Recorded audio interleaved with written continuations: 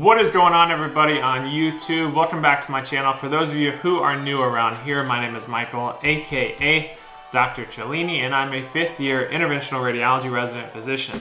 On today's video, I wanted to discuss the coronavirus and COVID-19 x-ray findings.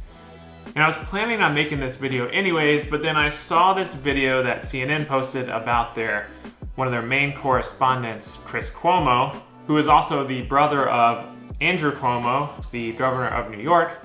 So it's been very public over the last few days that Chris Cuomo has been diagnosed as positive for COVID-19, and he's kind of been giving an update throughout his course and disease progression. In this particular video I saw a few days ago, they discussed Chris Cuomo's chest x-ray findings, and I feel like I could do a better job explaining it than they do. So we're going to go through this video and use it as a way to kind of discuss the chest x-ray findings of COVID-19 or the novel coronavirus and go from there. So let's go ahead, get into it.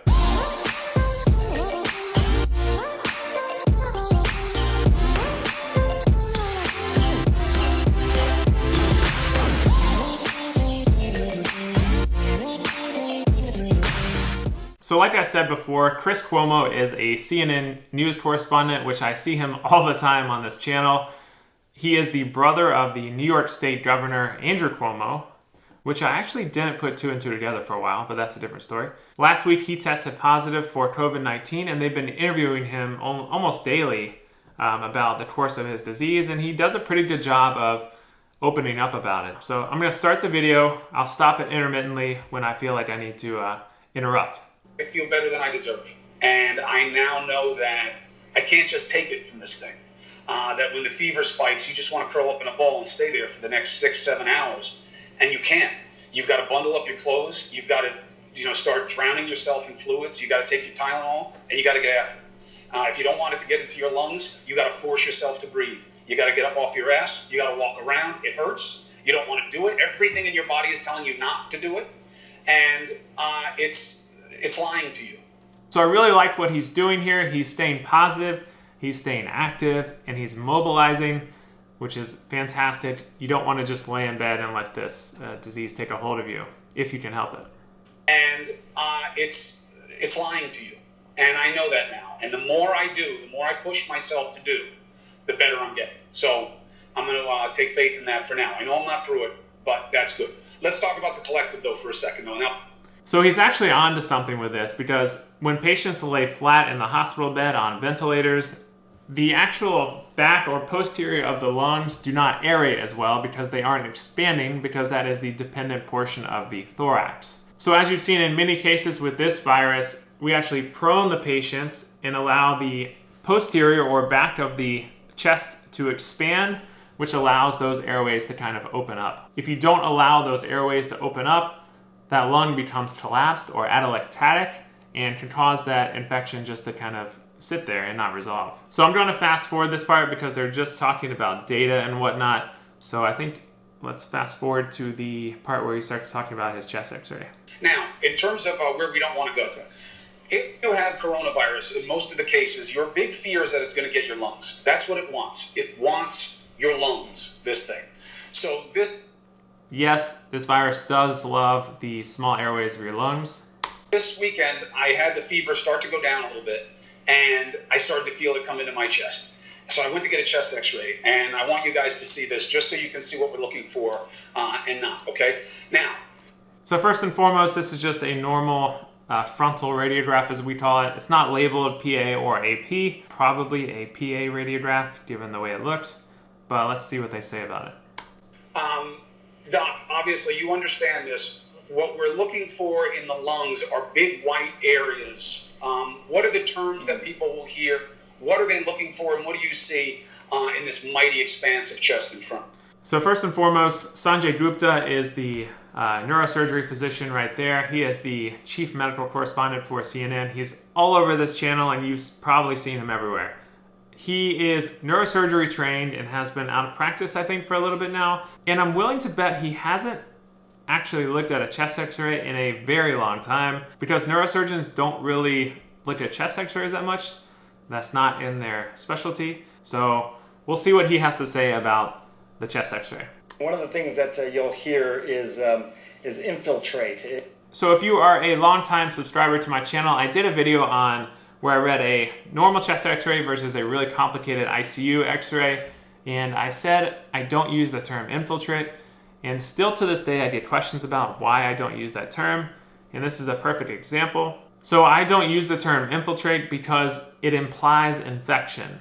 When you say there is an infiltrate on a chest x-ray, it is basically saying that there's an infection there, or that's how people interpret it. The problem is that many things on chest x-ray look like infection that aren't infection. So if I were to call something an infiltrate, implying it's an infection, and it was an infection, that would be a misdiagnosis. So in short, anything that opacifies the lung fields on chest x-ray does not always have to be infection. Other things can also opacify the lung fields on chest x-ray, such as lung malignancy or cancer. Also fluid can also do the same thing, hemorrhage, proteinaceous material, etc. So just remember that the term infiltrate is not used by me or anybody I train with, because not everything on chest x-ray is an infiltrate or an infection. Do you have an infiltrate in your chest, in your lungs? And that's basically a collection of inflammatory fluid. I would look for those in areas where, the black areas are the air in your lungs. I would look for some of those black areas to essentially be filled with white spots. And I just want to make it clear for the audience, I'm not diagnosing here from afar. In the middle of the chest x-ray there, you can see you have a little bit of infiltrates, and you can see this on... So again, this is really difficult to see because I'm looking at a picture of an x-ray on a news broadcast, and then I'm also watching it on YouTube, so it's not exactly ideal for diagnosing. However, I don't see any infiltrate on this x-ray. This is a lateral projection here. This is the sternum up here. This is the back, as you can see here, the spinous processes and the vertebrae here. This is the side view of the heart, or the lateral view. So again, this x-ray is taken from the lateral projection, which means the beam is going this way, and that's why you can see all the ribs like this right here. So I think what he's seeing is the overlapping ribs and normal pulmonary interstitial vasculature that is causing this kind of infiltrative appearance. But this is pretty clear from what I can see.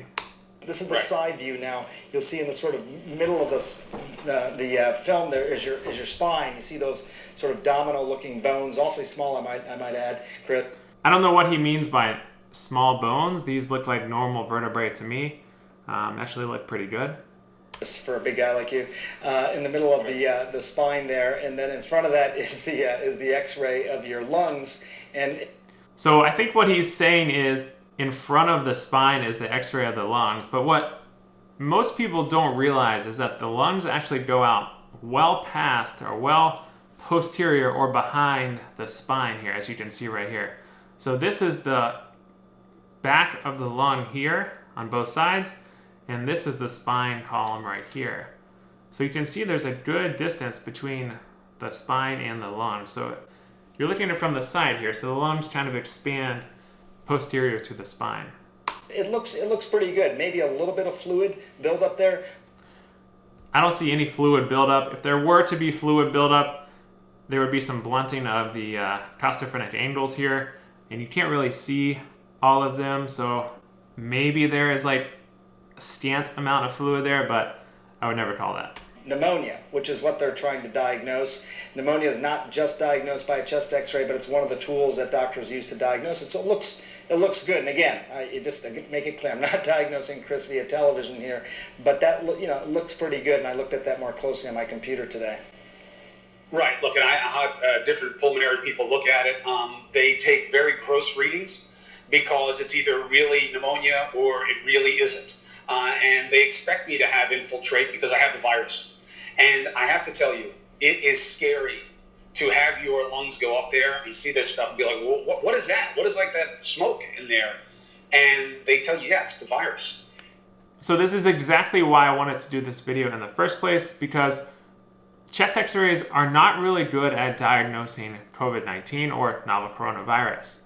And this is the perfect example for that, because Chris Cuomo has been diagnosed as positive for the virus. However, his chest x-ray is pretty normal. And the reason for that is because often in many other disease processes as well, COVID-19 will actually lag on chest x-ray. And what I mean by that is it actually takes a while for the virus to accumulate within the lungs and actually show itself on chest x-ray. So as you can see here, you can test positive for the virus, but have a normal chest x-ray, which is why chest x-rays are not really that valuable in the beginning stages of the virus. They can, however, be useful in tracking the disease progression. So it looks like Chris Cuomo is doing well so far. I wish him the best. No one wants to have this virus, and he seems to be doing very well, all things considered. So best of luck to him. So now that we saw Chris Cuomo's normal chest x-ray, let me show you an example of a floridly positive chest x-ray for a COVID positive patient. So this chest x-ray is an example of a COVID-19 positive patient with radiographic findings. So I pulled this from Radiology Assistant, which I love that website. So as you can see on this chest x-ray, it is pretty classic for COVID patients.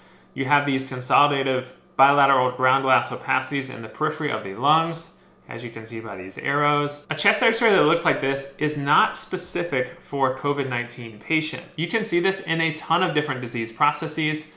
So if I were to see this 5 months ago, I would have never come down hard on COVID-19 if I even knew about it. I could never come down hard on anything. I would likely just call it some sort of infection because the differential for bilateral peripheral ground glass opacities is pretty broad. So just to name a few things that kind of have this appearance on chest x-ray, you can have influenza can have this appearance, just normal influenza A or B that we're used to, cytomegalovirus pneumonia, HSV pneumonia, respiratory syncytial viral pneumonia, an atypical bacterial pneumonia such as mycoplasma pneumonia. Also, pulmonary edema can have an atypical appearance like this as well.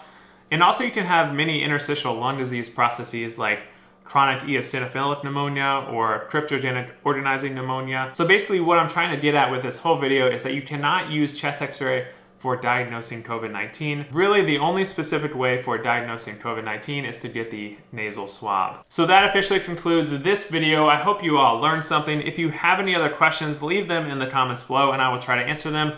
I usually respond within the first hour or so. As always, smash that like and subscribe button and follow me on Instagram if you don't already. If you want to check out the CT findings of COVID-19, I actually did a pretty good write-up on my Instagram page, so go over and check that out. Turn on those post notifications so you are notified when I post a new video, which is usually about once or twice every week.